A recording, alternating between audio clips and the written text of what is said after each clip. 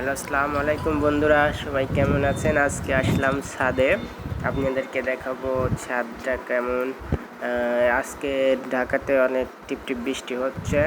বুড়িগঙ্গা নদীর তীরে আমার যেখানে থাকি অবস্থিত। অনেক সুন্দর একটি জায়গায়, যেটা বুড়িগঙ্গা নদী। এই নদী দিয়ে নৌকা চলতেছে, ট্রলার যাচ্ছে। খুব সুন্দর একটি জায়গা। অনেক মানুষ হয় এখানে ছুটির দিনে। শুক্রবারে আরো বেশি মানুষ হয়। এটা হলো মেহেদি গাছ, ছাদের উপরে লাগানো। তার পাশে আছে, এই পাশে আরো কিছু গাছ দেখাবো। আমার কাছে অনেক সুন্দর লাগতেছে।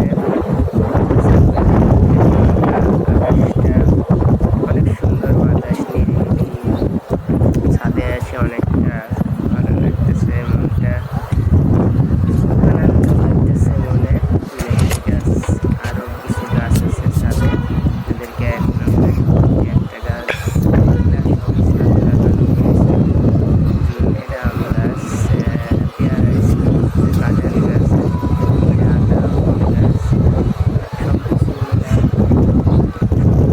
অনেক সুন্দর লাগতেছে। জায়গা অনেক সুন্দর, অনেক ভালো। আসলে এখানে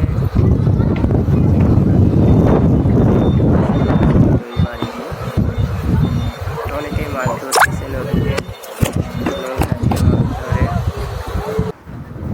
অসাধারণ একটি জায়গা, ঘোরার মতন রাস্তা আছে ওই যে বুড়িগঙ্গা নদীর